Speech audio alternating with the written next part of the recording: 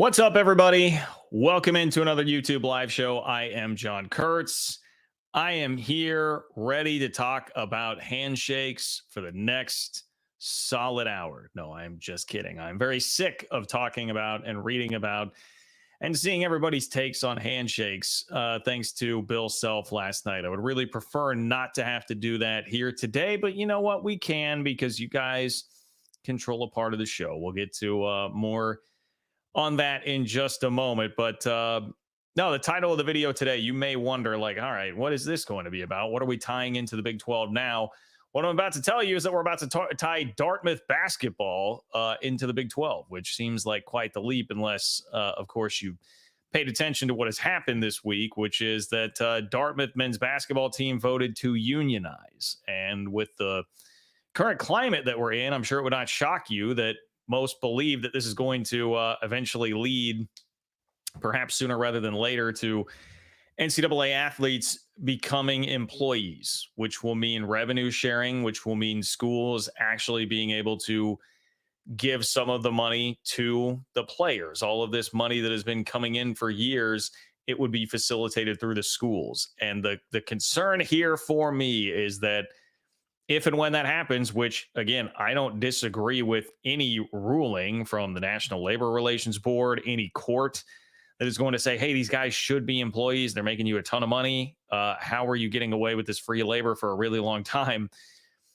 I wouldn't dispute any of that. My fear, however, is that when that happens and the money is going to come directly from the schools, now you're talking about another way, a more direct way, I would say, than the coaches, where the money gap between the SEC and the Big Ten and everybody else can really catch up to you. We're already seeing the landscape shift a lot right now with NIL. And I know you might sit there and say, well, John, that seems silly. We know that NIL has been a big deal for a while now, but I'm telling you, it has become so much bigger of a deal within the last like 3 to 6 months, like where, if you guys follow like Trilly Donovan, I mean, we're talking about a coaching carousel coming up in the men's basketball season that Trilly says could be as crazy as any that we've ever seen. And a lot of that is because of NIL, because the landscape has changed so much that NIL is so important now that is going to be the main factor, not only for kids choosing schools, but for coaches staying at or leaving jobs. And so you're probably going to see a lot of movement because of that, because they know how key that is. And I say all that to say it is the main driving force right now. We've been in like a transitionary period. It is now the main driving force in what is happening in college athletics for coaches and players. And so with that as the backdrop, if now it's going to be, you've got to have the money from the school to be able to pay out directly to the players, that is an easy, direct way that the SEC and Big Ten can just continue to stoke the fire of the advantage that they have, because they will be making an extra $30 million a year ish. We're ballparking that, but an extra $30 million a year from their TV contract that can go directly to the players. Everybody has run with that narrative for a while that was going to start happening. They would increase their advantage because of what's going on through the coaches, right? That they would be able to poach coaches. And I've kind of poked holes in that at times, like the silly stuff that we saw about like, oh, Northwestern could take Lance Leipold or Chris Kleiman because they have this power to money. And that was obviously a bridge too far and has been proven to be a fairly ridiculous sentiment. However, it's a more indirect path, holding on to coaches. The direct path right now is being able to pay players more money. And we're seeing that even really shift very, very quickly, just with a lot of things that I've heard. And this is more from like hearing things from how schools in the league, but particularly, obviously, I am close to K-State, like what is happening there with that. And then again, reading tea leaves, reading Trilly Donovan, who's as connected as anybody in college basketball. I have just heard a lot of things lately that is showcasing how much that has even shifted within the last year. So it is a concern of mine. And I want to read you all the details of what is happening with Dartmouth and what it is going to mean here. Again, as ridiculous as it says, all the details that are going to happen with Dartmouth, but what that will mean for the timeline of this, and what this article from The Athletic was calling inevitable employment for the student athletes. Don't fret, though. It's not all going to be bad. I also want to take some time to just make fun of George Kliavkoff today, because George Kliavkoff has taken absolutely zero responsibility still for the Pac-12's downfall. There was a really good piece put out by John Wilner, who I did see, by the way. I want to give him a shout out. I saw that he was up for like beat writer of the year for I don't think it was National Sports Media Association. It was another professional group that and I thought, man, like that guy definitely would be deserving of that honor. As locked in as anybody is to what's going on in the Pac-12 and just on the West Coast. He spoke to some people about George Kliavkoff who are telling him that Kliavkoff has still taken zero responsibility for what actually happened to the Pac-12, which is wild. And to me, confirms a lot of what we were saying the entire time throughout this process about George Kliavkoff, that he seemed really tone deaf, did not seem like a guy who's a great leader. And I think all of that has really come to fruition. Like it's been exactly how it all played out. And I am still, even as poorly as I thought about him through that process, I am still floored that he has not taken on a modicum of responsibility or shown like any contrition or anything at all for what happened, especially to Oregon State and Washington State. It is unbelievable to me, but that is the case. So I want to get you all the details from that. What else do we have? Neil Brown got a contract extension. Now, I know a lot of people, I have people texting me about that right away and saying like, wait, what is West Virginia doing? Well, they're actually being fairly smart because it reduced the buyout a little bit for him. And, they kind of made things a little better in a way for Neil Brown, but a little more better probably for West Virginia with this contract extension. We can certainly discuss that. We can talk Big 12 basketball. If you guys do want to talk handshake gate, I suppose that we can do that too. But you're a big part of the show. You guys know, if you've been here before, you can control where we're going on the show tonight. You can do so by clicking the $ below the chat box. In order to attach a donation to your chat, it will make it a super chat, pin it in a separate column for me. And that is how you can get on the show tonight with your question or comment. Make your voice heard, control the content on the show, and support the work that I'm doing here on this channel to bring you Big 12 conference realignment, college football, college hoops content on a week in, week out basis. It is much appreciated, all of you who can support. Not trying to hide it at all. Obviously, the support is great, and that is how you can support the channel in one way, but you don't have to do that. You can also just give me one click. I just require one click. That would be liking the video. If you like the video, that will also be a great way to support the channel. And leave a comment in the comment section below the video. That stuff really helps as well. Let me know what you think. Am I off base here? Will the Big 12 be able to keep up when athletes become employees of their schools? When NCAA athletes become employees, will the Big 12 be able to keep up?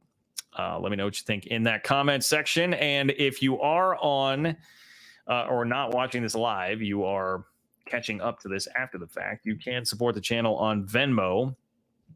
And I believe I have a couple of these to read because I think I screwed up and missed one last time. And I know I got another one from Clint just a minute ago, but I want to, I want to make sure that I get Brian in here because I feel like, Brian, I missed this on the last one. And if I did, that is my fault, man. If this is a repeat, then that's okay. We'll give Brian a little double love here, but I'm pretty sure I missed this. So we're going to start with this. Again, Brian checking in via Venmo, John-Kurtz-4. He says, John, I like the new playoff compromise. Our conference might even look better if the Iowa first round game gets low ratings, or if there is some other overrated team who gets crushed. By the way, you can only do 2 buys with 14 teams or the games can't even out. Well, that's the SEC and the Big Ten certainly know that. That's why they don't want to go to 16. They want to keep it at 14 there so they can get those 2 buys. Our conference might even look better if the Iowa first round game gets low ratings, or if there is some other overrated team who gets crushed. I think if part of the problem here is going to be, it is going to be really hard for like a boring team like Iowa to make the playoff because there are going to be so many good teams and good brands in the Big Ten now. Like, I think it's funny you bring up Iowa, Brian, because I think Iowa may stand to take the biggest step back of anybody in the country based on the new setup that we have in college football. Because say what you will about the Big 12 and the ACC, and it is true They will be treated kind of like second-class citizens here with the way the new setup is going to go, the new world order, if you will. But Iowa right now has been making Big Ten championships by virtue of just being in the awful Big Ten West with a Nebraska program that has just been lost, wandering in the desert for like 2 decades now, but especially for the last 6-7 years.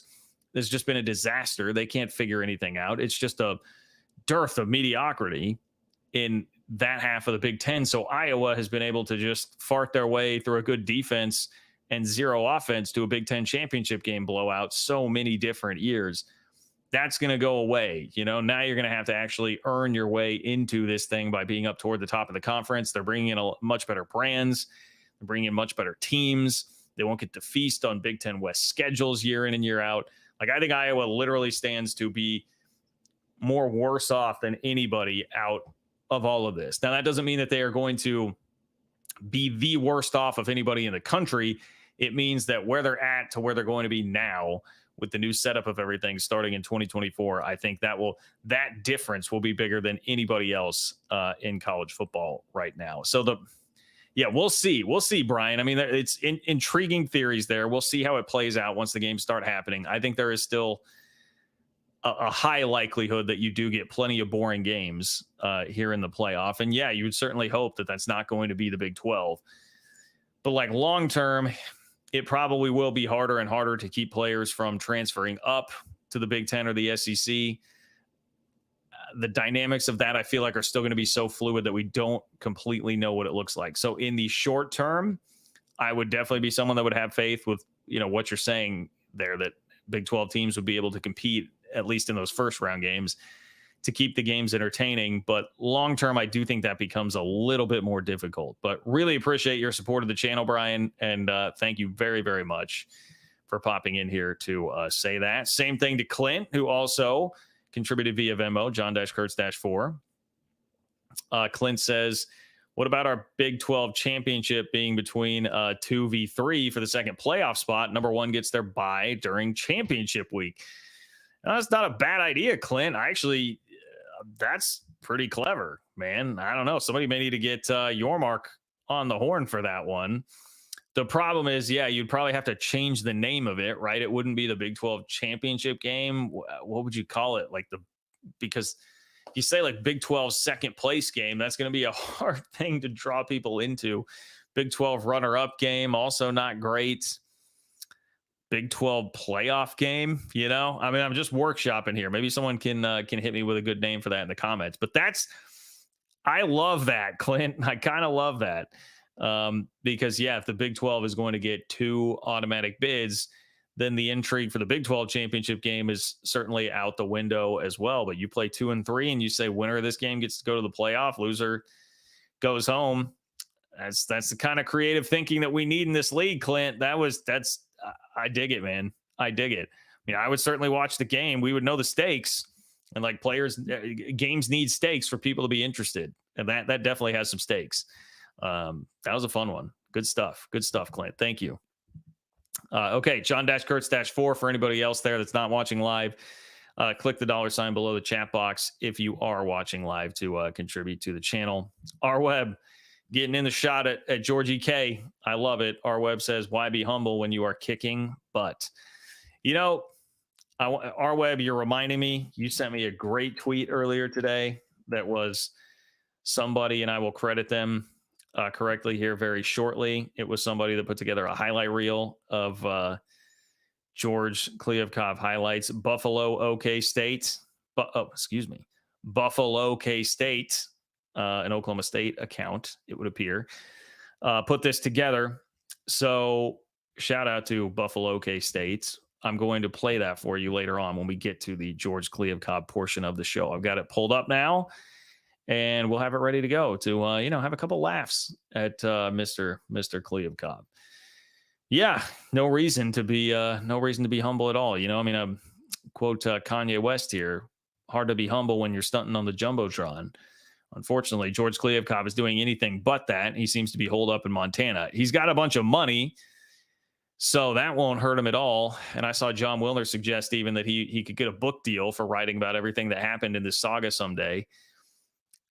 Must be nice to get that sort of a gig. So he's fine. Like George Kliavkoff is going to be living fine, which I feel like is all the more reason that we could look at this and pick apart what went wrong, because you know who's not living fine, not wealthy at this point, Oregon State and Washington State. Like there's some real suffering to come out of this, not to mention college football fans who would just rather have things more intact the way that they should be. Anyway, R Webb, great to have you here. Thank you for being here, my friend.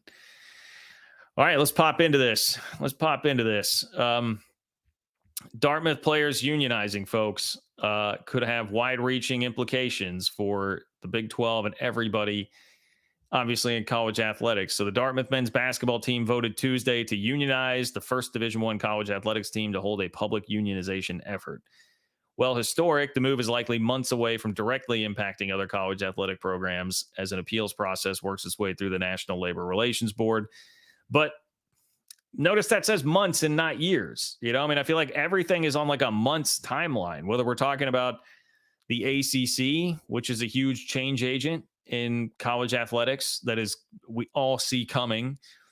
We've got this, athletes becoming employees, the NIL, like that restriction's already been dropped, transfer restriction already been dropped. The SEC is talking about pulling away. The SEC and Big Ten are talking about pulling away from the NCAA. All of these major change agents in the landscape appear to be months away as opposed to years away. And I feel like even 6 months ago, it had much more the feel like these things were possibly still years away. So there is a lot of change that is coming around. The team, Dartmouth, voted 13-2 to unionize and authorized Service Employees International Union to bargain on their behalf. Wow, we had two people going against it. I'd be interested to hear the thoughts of those two that counter the majority. But the SEIU is a powerful and politically connected organization. They represent nearly 2 million employees and over 100 occupations. So this is not small potatoes. They know what they're doing. Dartmouth is going out and getting some a union that is very, very used to doing this on a large scale for a number of people. The team is expected to present a list of demands. You guys ready for the demands? Possibly including a student wage, more medical coverage, and better treatment in a variety of team-related issues.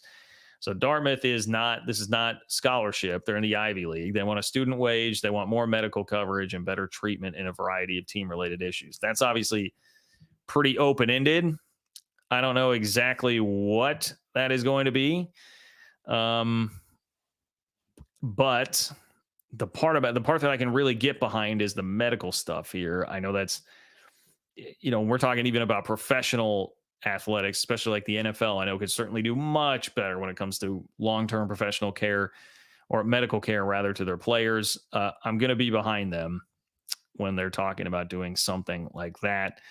A student wage, if they're not getting paid, I mean, look, the Ivy League is maybe a bit of a different deal. I don't know how much revenue they're really generating in the Ivy League, but hey, they can ask for it. I certainly support their right to unionize and ask for it. And then who knows, again, what the variety of team-related issues would be. Here's a quote from a Tulane law professor that is quoted in this. I'm sorry, I believe I said The Athletic earlier. This was a Yahoo Sports article. It says, it's ironic that you have billions of dollars flowing through college football, and it might be Dartmouth basketball that upends the system. I mean, yes, but it always takes... I feel like that's not the most shocking thing in the world, because we've seen like Northwestern tried to do this not that long ago, within the last decade, in 2014, in fact. So I guess like basically a decade ago. I never figured it was going to be like Alabama football that started this whole thing. Quote, if the NLRB determines Dartmouth basketball players are employees, then there is a very strong argument that all private school D1 athletes are employees, including walk-ons. The question then would be, does the National Labor Relations Board determine that all of athletes' public schools as well are employees? That's a part of this, okay, right? So they're a private school. Dartmouth is a private school. And it's going to explain later on why that is really important here and why Dartmouth is one of the schools that has more of an avenue to do this right now than public schools. So Tuesday's election was the second such in the last decade of major college athletics. In 2014, Northwestern football players held a union election, the results of which were never made public after the National Labor Relations Board's national board declined to recognize the union. So at that point, the National Labor Relations Board, which is a tongue twister, my apologies as I try to say that today, the NLRB, they did not recognize the union last time around, but the tides have turned so much so that 2 years ago, NLRB General Counsel Jennifer Abruzzo encouraged entities to file unfair labor charges against the NCAA. So now it's like everybody's coming for the NCAA, right? Like, think of how much the landscape has changed since even just 2014, man. Now everybody's coming after them. Everybody is suing them because the floodgates have opened. The NCAA has like no standing in court. They're getting torched all over the place. So everyone's saying like, look, man, it's open season. We finally got this thing. NCAA dug in its heels, would never compromise, never compromise, never compromise. And now it's all blowing up in front of their eyes. In a memo, that general counsel deemed college athletics employees under the National Labor Relations Act. So the regional office in Boston agreed, deeming Dartmouth players as employees to open the door for Tuesday's vote. Now what? And I think this is probably the part that people are going to be most interested in. What does this mean now moving forward? Appeals timeline. Okay, so Dartmouth is appealing the decision to the NLRB National Board in Washington, D.C. We just said they got the go-ahead from their regional office in Boston. Now they're going to go national here. In the Northwestern case, the National Board declined to recognize unionization in part because the NLRB only applies to private employers. Though it is a private school, Northwestern competes in the Big Ten, where at the time, all other schools were public. The NLRB ruled against jurisdiction, arguing that one school having the ability to collectively bargain while others operate differently is a detriment to college sports. Quote, the whole point is to have league-wide bargaining, said Michael Leroy, an Illinois law professor. All schools in the Ivy League are private, an important difference that could help the unionization effort. There's another difference between the Dartmouth filing and the Northwestern case. While Northwestern players receive scholarships, Ivy League schools do not. Quote, this again is Feldman, expert that they are quoting here. Quote, it might be helpful to the unionization effort. They could claim, we need to unionize to get better treatment in the form of athletic scholarships, which, okay, I mean, that part, hey, I can listen to. You're in the Ivy League, man. You're fighting and scrapping it out there without athletic scholarships. Fine. See if you can get an athletic scholarship. And this also mentions, and this is, probably the inevitability of it, beyond the NLRB National Board, an appeal could eventually end up at the land's highest court, the Supreme Court. So yeah, that could really start to set a precedent for everybody else in college athletics.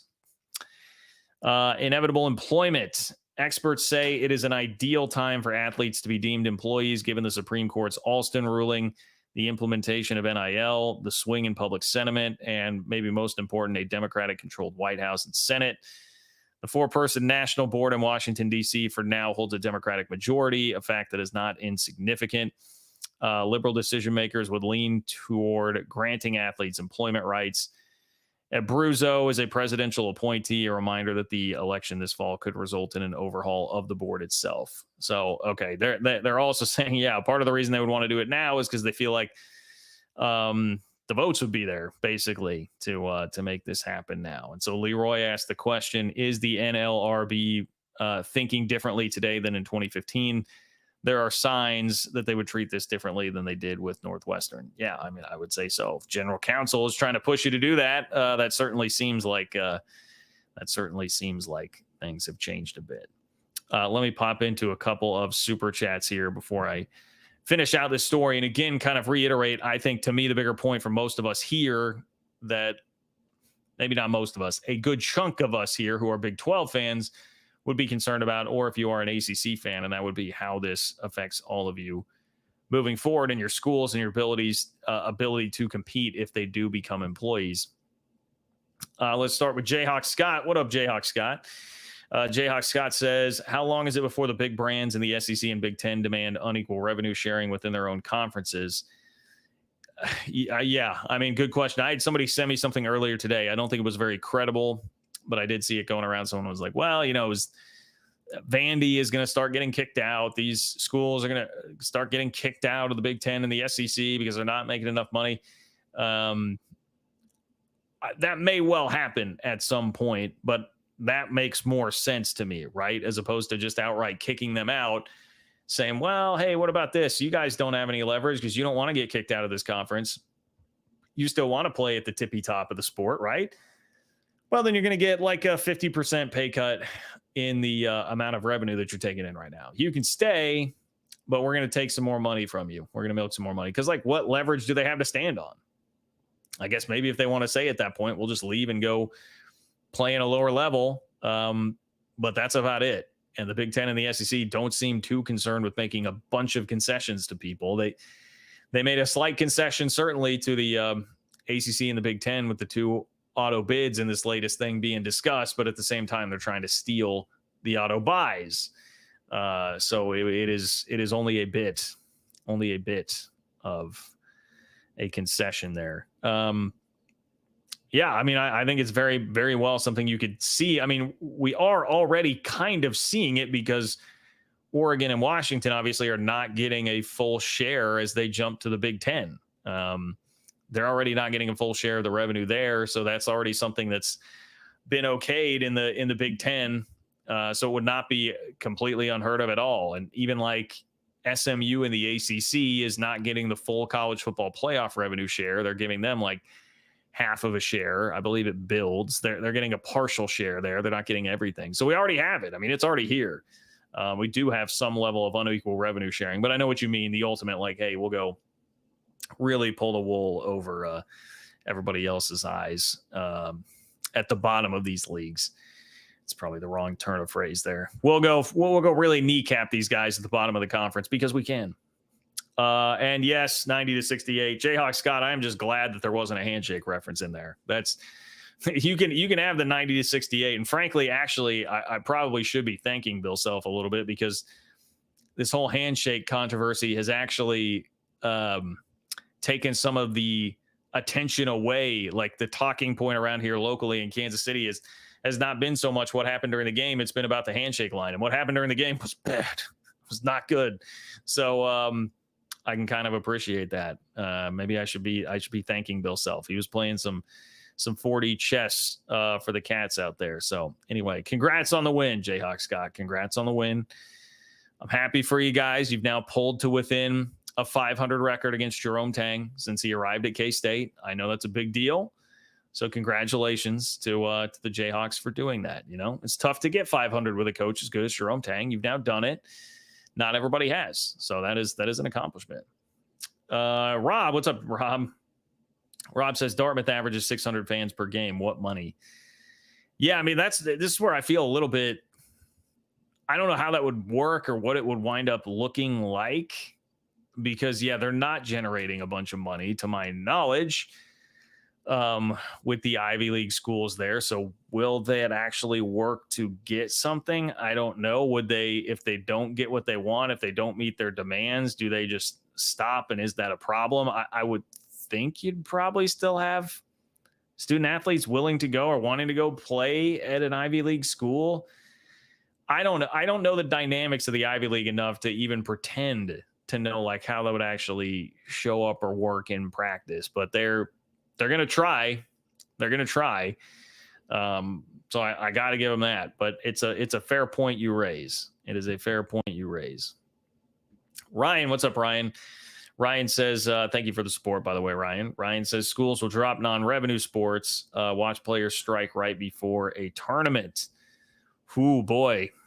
Strike right before a tournament. I mean, yeah, maybe that's Dartmouth. You make the NCAA tournament or something, you want to strike there, but that would be a way to really hit them where it hurts, and it would hurt, but it would also really hurt the guys that would be striking because they wouldn't be playing in the NCAA tournament.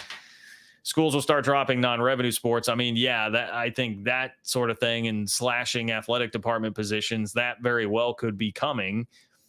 And that would suck, you know? I mean, if you start to extrapolate this out, which to finish my thought on all of it is, yeah, if all of a sudden it's going to be the schools that have to pay these kids directly, that's going to take money away from other parts of the athletic department. And athletic departments for a long time have taken in all this money and had lots of support staff, lots of different positions. Less of that would be able to function because they're going to have to be paying the kids to just be competitive and make the thing go in the first place. That would be rough. And a part of that too, yes, dropping non-revenue sports, like having to really trim down athletic departments. That's not great. I'm not here to argue that that's a great thing at all in any way, shape, or form, but like it is a reality. And I would just redirect. I know a lot of the conversation goes to, well, then this is so dumb. Why are we paying them? This isn't what it should be. I agree that it's not what it should be, but the problem here, the boogeyman here, is the NCAA for never compromising on any of this and saying the whole time, nope, we're not going to let them get anything. They turned it into a dam that was just building up water and water until it broke, and now it's flooding. Whereas we could have just been letting some of this out gradually, figured out a way to do this that made more sense, and everybody would be in a better position right now. But instead, now everyone just wants the whole thing. And the courts want the whole thing because they're looking at the NCAA saying, like, this is stupid. Like, why has this been allowed to operate this way? And I can't disagree with that at all, even if I don't love what's happening with college sports. The student athletes should be getting paid with all the money that was going around all of these places beforehand. But the NCAA never wanted to facilitate a good way to do that. So that's kind of the problem there, Ryan. Yeah, it is going to lead to things like that. I'm sure that kind of thing will start to happen. No doubt. So thank you, Ryan. Appreciate your support of the channel. And same to you, Alan. Figured I would be hearing from you tonight, rightfully so. Thank you for being here and your support of the channel as always. Alan says, John, relief took a year. KU finally beat K-State in something. Hey, I got to give a shout out to your women's basketball team too, Alan. They had a nice win over K-State in Allen Fieldhouse like 2 weeks ago. We're 2 weeks away from that now. It was not that long ago. And that K-State team was ranked as high as number 2 in the country at one point this year. The KU women have been playing really well lately. Alan says, respect for Coach Tang in post-game interview. Hope Cats can still make NCAA. Time for the Empire to strike back. KU v. Houston. KU v. Houston is going to be a great game for sure. Shout out to, was it Houston Cougars Germany, who said he wasn't going to be able to make it there because of a medical issue. Hope that's going well.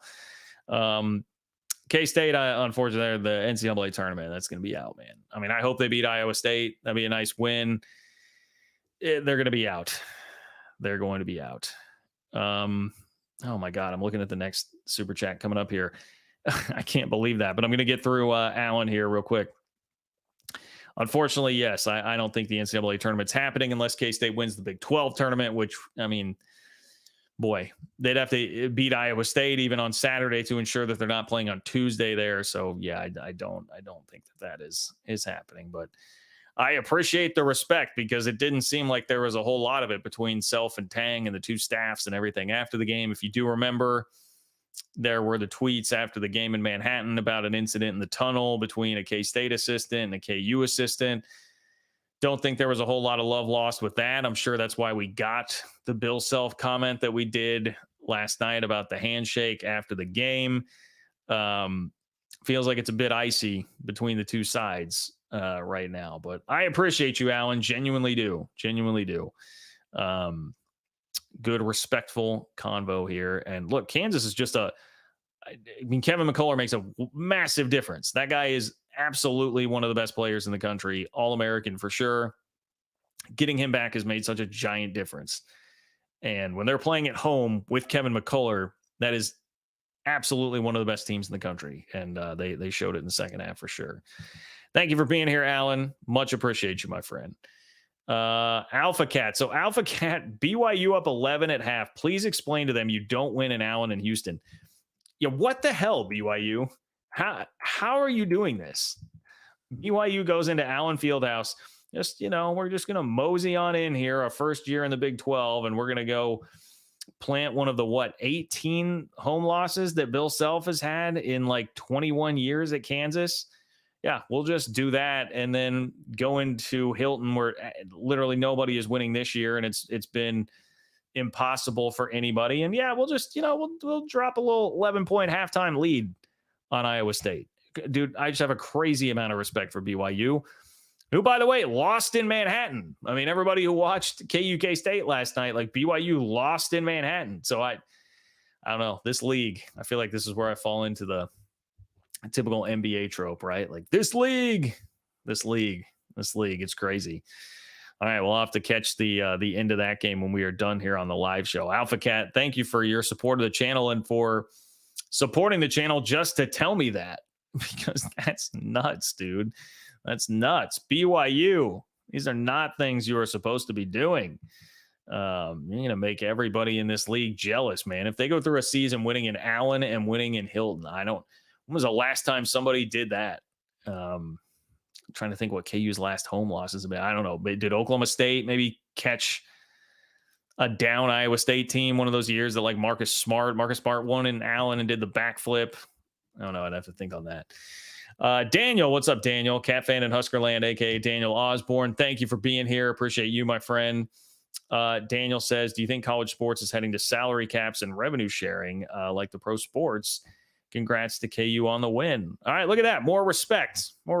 Daniel, Allen, even who was the Jayhawk earlier? Jayhawk Scott. Pretty respectful today. Do I think we're headed to salary caps? The thing with salary caps is like, I don't know who's going to put that in, right? Because like the SEC and the Big Ten, they're not going to want salary caps. They're going to want anything but, if you have like a governing body that has the interest of the sport in mind, you might be able to get a salary cap that would be great for everybody. That would be one of the best things the sport could do for just like the overall health of the sport. But we know that will not happen. I mean, we absolutely know that at least I feel very confident in saying, unless there is something that I am completely missing about how the dynamics could play out there, I just don't see any way you'd ever get Big Ten or SEC to sign on the dotted line with that. Maybe if they break away and do their Super League thing and everybody else is left to a different like set of circumstances, they would agree to some sort of salary cap. But I don't know. Then you're kind of handicapping your ability to keep players from jumping up a league to the Big Ten and SEC. I have a hard time seeing that. It could be a great thing for you and I, Daniel, as fans of a team that may not make the cut for the Super League, and one of the conferences that is not one of the two Power 2 conferences. That would be a good thing, but I unfortunately don't know if we are headed there. But I don't know.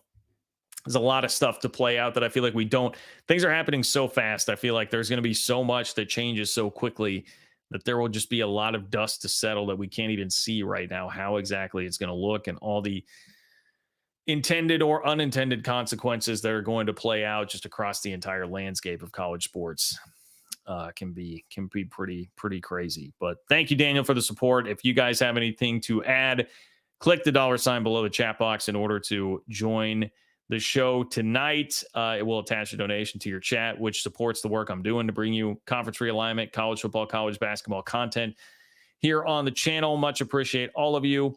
John-Kurtz-4, if you're not catching it live and you're on Venmo, you can donate there. John-Kurtz-4 on Venmo. Leave me a question or comment like a couple people did this last week, and I will read your comment on the next show so you can be a part of the action as well. We got pretty much to the end of this. Let's see. Beyond this case, this is back to the National Labor Relations Board article from Yahoo Sports. There are several avenues in which athletes can be ruled employees, including a collective action suit out of Pennsylvania. It's called Johnson v. NCAA. In another NLRB case, the NLRB Los Angeles region is pursuing unfair labor practice charges against USC, the Pac-12, and the NCAA. Quote, by definition, college athletes are employees under labor law, NCPA Director Ramogi Huma said in a previous interview. They are skilled workers in their sport and are paid scholarships. They deserve the rights afforded to them under labor laws like every other American. What is the NCPA? I feel like I should get Well, the first thing that pops up is the National Community Pharmacists Association. I'm going to guess that that's not it. Here we go. National College Players Association. Okay, National College Players Association. In short, conclusion of the article, Dartmouth is pushing this thing forward. Dartmouth is pushing forward one of the avenues in which college athletes could be deemed employees, and that eventually could lead to collective bargaining, unions, and schools having to pay athletes directly, which to me, if and when that happens, becomes potentially problematic if you are a fan of somebody not in one of the have schools that is going to have all this extra TV money lying around. That to me would be a much greater threat than the threat that everybody threw out there about coaches being poached. That would be a much greater threat if the money exists to go directly to the players from these other schools. That's where maybe a Vandy and Northwestern, if they're going to, we also had the question about unequal revenue sharing, but if they're going to still be on equal footing there and have the $30 million surplus over like a good ACC or Big 12 program, maybe then they really could make a dent, because you'd be putting a lot of stress on your donors to keep up with that extra money. If you're a school in the Big 12 or the ACC to be bridging that gap and keeping it up with NIL. And then, we're talking still about trickle down throughout the athletic department of support staff. Yes, coaches on some level, coaching staff, just extra things, facilities for sure. I feel like facilities, we may be looking around in like 20 years in college athletics and be like, dude, these facilities everywhere have just dramatically dropped off in terms of what they were before, because no one's going to want to pump any money into facilities at all. They're going to be sending it all to NIL. All right, I want to close today. Obviously, if you have something, which Rob, I'll get to you in a moment here after I read to you some of John Wilner. We're going to take a moment to have a little fun with George Kliavkoff here, based on the reporting of John Wilner. George Kliavkoff's catastrophic 973-day tenure atop the Pac-12 ended late last week with a multi-million-dollar settlement, zero signs of regrets, and no issuance of public comment. The radio silence in the final chapter of his tenure stands in stark contrast to the grandiose posturing in the initial phase of the Pac-12's media rights negotiations, when Kliavkoff boasted of shopping for Big 12 schools and eventually catching the Big 10 in annual revenue. Two of the best highlights there. Thank you for that, John Wilner. Thank you for reminding us of all of that. Yes, I appreciate the Big 12 saying they're open for business. We haven't decided if we are shopping there yet. And then the Big 10, catching the Big 10 in annual revenue. That was an underreported quote of his, I feel like, or just an under-remembered quote of his that I didn't see near enough conversation about. That was the one that just made my jaw drop when it happened. Like, excuse me, what? You cannot. That was glaring red alarm bell going off. Like, this guy is not who you need to be in charge of leading your conference. If he has any delusion of grandeur about being able to catch the Big 10 in revenue, that game was over. Brett Yormark understood that game was over. He was going to maximize what he had, not be in la-la land trying to play something like that and waste time thinking that you could get UCLA back somehow, which is another thing, obviously, that he did and spent time on. And with this, with the reminders of great moments in George Kliavkoff history, now I believe is the time to pull up what I teased out earlier from good old Buffalo K-State, who had a couple of the highlights from George Kliavkoff that I want to play for you here. Okay. So we're going to listen to George Kliavkoff, some of the best of Mr. Kliavkoff. Let me make sure the volume's up here for you. George K. highlights in honor of his tenure as Pac-12 commissioner. Here we go. Well, it's a combination of knowing where our media rights are going to land and being very confident about that, and understanding the commitment that all of our schools have had for 12 months to each other, despite all the news articles about people leaving our conference. And I would say, the most speculation has obviously been around Colorado. And I would just direct people to the interview in the Denver Post earlier this week that Chancellor DeStefano did. Several dozen board board meetings in the last year. We constantly update our board. I think they're enthusiastic like I am about the media deal. But I will tell you what we've seen is that the longer we wait for the media deal, the better our options get that all of our schools have to each other. And I also kind of know where the sources of that is coming from. So I discount that because I know the truth. With respect to the Big 12 being open for business, I appreciate that. We haven't decided if we're going shopping there yet or not. Wow. Well, I don't know. How you guys think that shopping trip is going at this point for George? Don't know if that shopping trip is has been completed yet. And great work, Buffalo K-State. Thank you. Thank you for blessing us all with that. That took some work to dig everything up. Something I was too lazy to do to get you the audio content of all of that. So Buffalo K-State, everybody go thank the man. In fact, I'm going to go, well, I'm thinking about it right now. I don't think I was following him before. I'm going to make sure that I follow him. Where'd you go, Buffalo K-State? There we go. Yep, there's a follow. Buffalo K-State gets a follow for that one. Great work. Great work. Okay, so here is more from John Wilner. Wilner says, since the president's rejected his proposed deal with Apple and the conference collapsed before his eyes on August 4th, Kliavkoff has remained silent. On Friday, following his last day in office, the hotline reached out to Kliavkoff via text message and asked if he would offer any parting comments on his tenure, the failed media negotiations, the departure of the 10 schools, or the fragile future facing Washington State and Oregon State. Perfectly fair question, right? On your way out the door, little exit interview, little, hey, public failure here. You screwed a couple of schools. Last we heard you were at the college football playoff deflecting blame and saying that it wasn't your fault and pushing it on to everybody else. Have you changed at all? Have you had any thoughts of remorse or anything? No. He did not respond, and to the best of our knowledge, has not offered any comments to other media outlets. So I guess like in that way, I could maybe appreciate like, hey, I'm just not going to say anything, take the high road, but we get a little bit more here. Wilner says, granted, the negotiated settlement with the conference likely includes a non-disclosure agreement that precludes Kliavkoff from discussing any specifics. So I get that. If you have signed an NDA, you wouldn't be able to get into specifics. If you just don't want to get yourself in trouble by saying anything, and you're just going to say, hey, look, I'm just going to take my money, take the NDA, and I'm going to get out of here and not worry about it.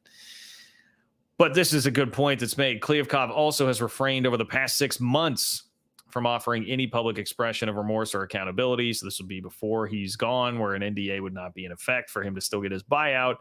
That makes perfect sense because according to multiple sources, now here's the real kicker. According to multiple sources who have spoken to Kliavkoff recently, he takes no responsibility for the demise of the 109-year-old conference.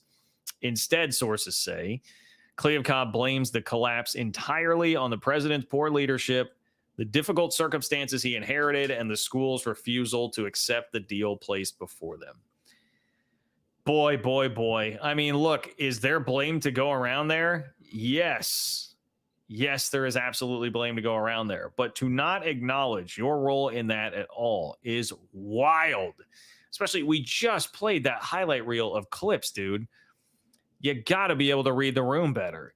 You got to be able to read the landscape better. And to not have any ounce of just being able to say, hey, yeah, I could have been a little bit better there is wild. I just can't believe that. Goodness gracious. There was another piece of this that I was going to attack before we moved on here. Yes, I was going to tie this into Rob. First of all, Alan popping in. Thanks, Daniel, at Cat Fan and Huskerland. Rock Chalk Jayhawk Alan. More civility between the Wildcats and Jayhawks. Love that. Thank you, Alan. Thank you for your continued support of the channel. So Rob says, sorry, John, but Wilner was peddling pack propaganda and 12-and-on crapola. No way he should get any awards. He and Clownzano were part of the problem. He was just so much less a part of the problem and was at least,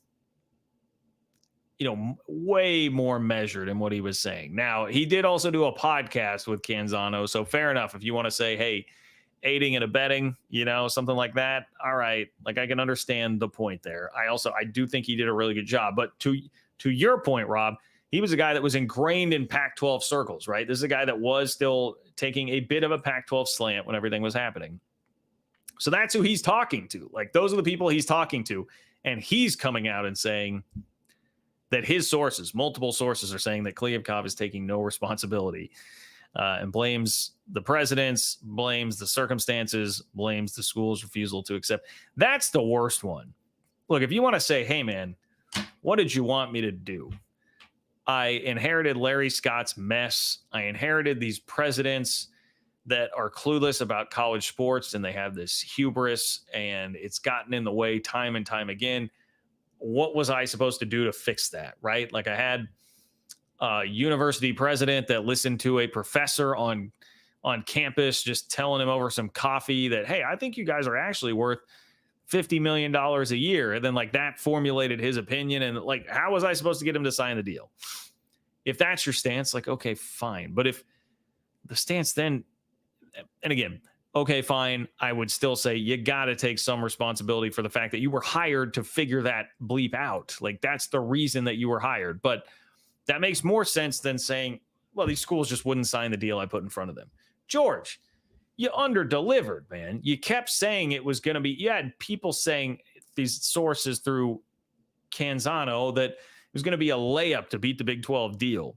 A layup to beat the Big 12 deal. Easy, no chance. Well, then you didn't beat the Big 12 deal. You under-delivered on that, and you not only did you not beat the Big 12 deal, but you also were not putting out a deal that had as much visibility as the Big 12 deal. So what the hell are you talking about? You know, blame that. Like, what? I mean, what should these schools have done? It's exactly what they did do. You screwed up that part of it.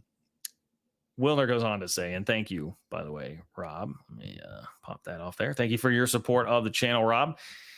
Wilner says, in other words, Kliavkoff believes he did his job. If the schools weren't satisfied with Apple's offer for a streaming-only deal that distributed $25 million annually, with the potential for more, well, that's their problem, not his. Quote, it's everyone else's fault, a source said of Kliavkoff's perspective.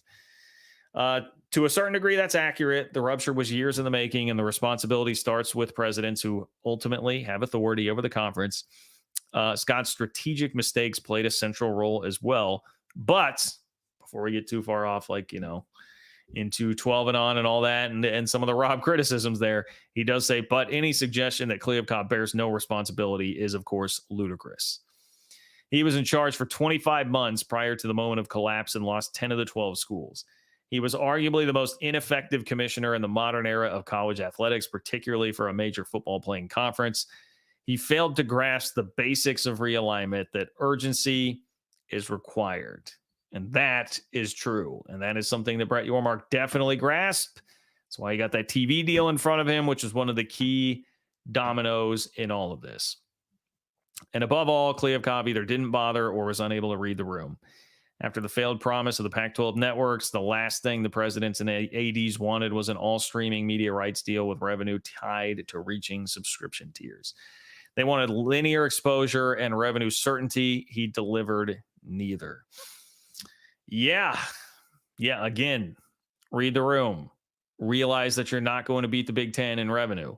Realize you are what you are. You need to maximize what you are, and you need to make sure that you don't fall. There was such a level of hubris even with Kliavkoff that was like, and I'm sure, again, a lot of this is coming from presidents and presidential expectations, but he never was able to just reset everybody and be like, look, guys, we are not worth what the Big Ten is worth. We are not worth what the SEC is worth. Their TV deal does not significantly factor in for us here because we are much lower than them. We need to make sure that we survive.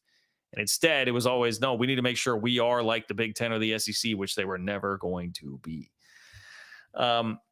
Will Kliavkoff ever offer words of sympathy or regret to Washington State and Oregon State athletes? Wilner asks. The coaches, the officials, or the fans? That seems unlikely. Yeah. Snowball's got a better chance in hell, my friends, than that ever happening. There's no way. No way. The arrogance coming off that guy and what we're hearing sources are saying behind the scene, no freaking way he's going to apologize to them. Will he ever provide missing details into the failed negotiations, if, in fact, there are any details missing from the public record? Maybe Kliavkoff will tell his side in a documentary after his non-disclosure agreement ends, and for which he will be compensated handsomely. For now, he exits the scene in silence with ash and ruin in his wake. That's pretty well done, man. I thought that was a good piece. That was a good piece from Wilner there.